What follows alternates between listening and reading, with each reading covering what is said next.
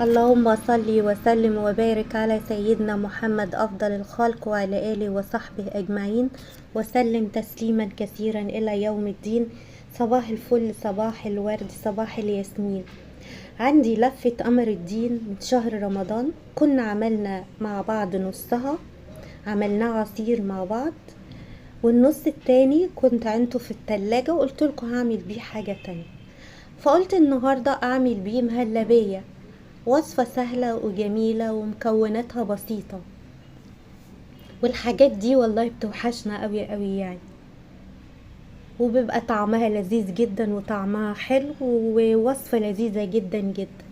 هنعملها بالمقادير المظبوطة، وهنعملها بطريقة مظبوطة وحلوة كده، والطعم هيبقى ان شاء الله كريمي، وكان طعمها يعني ما شاء الله اكتر من رائع.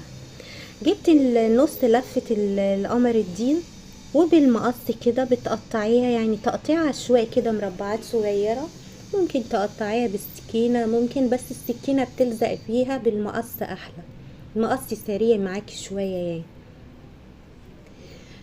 قطعتها حتت كده.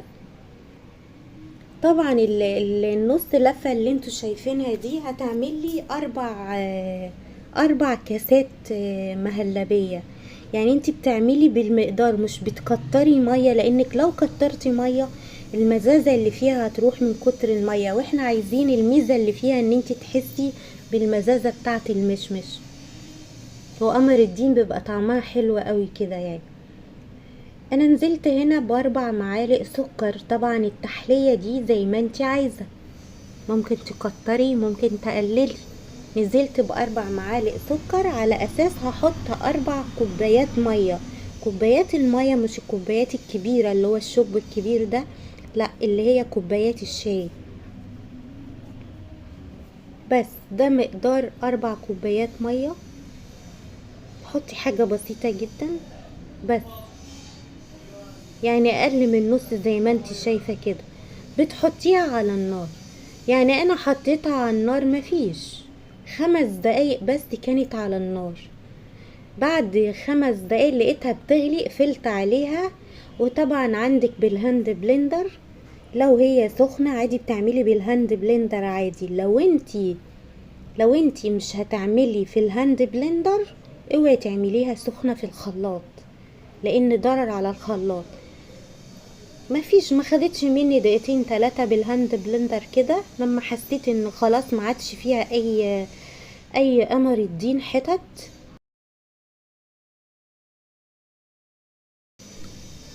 كده خلاص. انا طبعا حاطه فيها السكر اثناء الغليان. هبدا اعمل هجيب النشا بتاعتها. انا عندي النشا اللي هي العلب اللي بتتباع في السوبر ماركت دي، طبعا ممكن اللي هي الكاستر بالفانيليا، ممكن تستغني عنها لو عندك نشا سايب حلوة قوي. ممكن برضو تضيفي شوية فانيليا مع النشا السايب، بيدي نفس النتيجة بتاعت العلب اللي هي الجاهزة دي، اللي هي الكاستر بالفانيليا. ال4 كوبايات قمر الدين نزلت عليهم ب3 معالق نشا، 3 بس يا جماعة، ما تكتروش النشا، لانك لو كترتي النشا هي طبعا بتدخل التلاجة بتجمد، فما بتبقاش حلوة. الميزة في المهلبية ان هي تبقى عاملة زي الجيلي وانت بتاكليها، لكن وهي جامدة ما بتبقاش حلوة. هنا نزلت ب3 معالق نشا على شوية مية طبعا صغيرين جدا زي ما احنا شايفين كده. قلبيها كويس تقليب حلو. بعد كده بتنزلي على القمر الدين. ممنوع تحطي النشا وتقلبيها على قمر الدين وهو سخن، لان احنا عاملينه وهو سخن بالهاند بلندر. لا، انت بتعمليها في ميه الاول. المعالق النشا بتاعتك بتقلبيها في شويه ميه، بتبقى سايله خالص كده، مفيش فيها اي نشا باينه ولا اي تكتلات. بتنزلي على القمر الدين على طول بتاعك، وبتفضلي تقلبي على نار وسط بالشكل اللي احنا شايفينه ده. لكن لو انتي حطيتي النشا بتاعتك مباشرة هتعمل تكتلات، وهيبقى صعب عليكي انك تقلبيها، تبقى صعبة في التقليب، لكن مع المية بتبقى اسهل كتير. طبعا هو ما خدش مني على النار 5 دقايق على بعضها كده.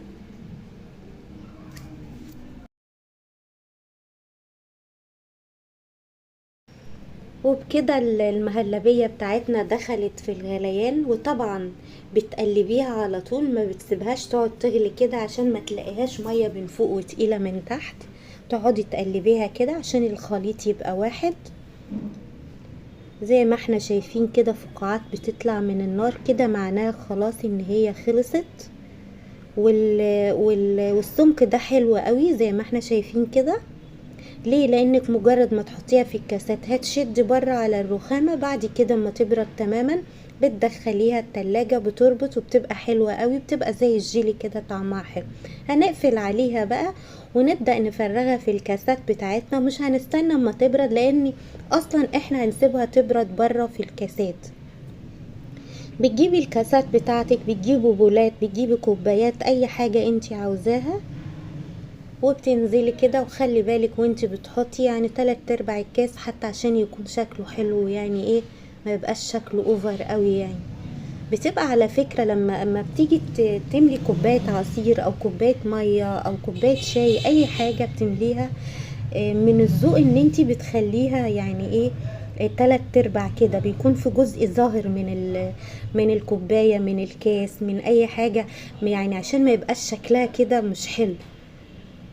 طبعا لو في اي حاجة واقعة بتشيليها بمنديل. يعني هو الكاس خد كبشتين ونص بس خلاص. انا هسيبها كده ايه ما تبرد خالص، مش هحطها طبعا في التلاجة سخنة. لما تبرد نهائي نهائي واحس ان هي بردت، بعد كده بدخلها التلاجة. يعني مجرد ما بتدخل التلاجة يعني ما بتكملش نص ساعة، بس طبعا انتي بتسيبيها على حسب ما انتي بقى عاوزة تاكليها. ممكن تاكليها بعد ساعة، بعد 2، تاني يوم. هي طالما دخلت التلاجة خلاص كده حافظت عليها من الجو الحر ده، وتقدري تاكليها في اي وقت. طبعا لو عندك حاجة عايزة تزيني بيها، مكسرات، فارماسيلا، شوكليت، اي حاجة مثلا صوصات ممكن تحطي على وشها بيبقى طعمها حلو قوي. يعني انا عندي الشوكليت وعندي فارماسيلا، كان عندي شوية حطيت من ده ومن ده.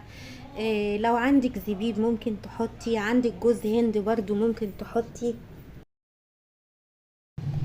وده بقى شكلها النهائي بعد ما طلعت من التلاجة. حطت لها الفارماسيلا وحطت لها شوكليت. لو عندك مثلا زبيب، جوز هند، سوداني مجروش، مكسرات، اي حاجة عندك حطيها، صوصات.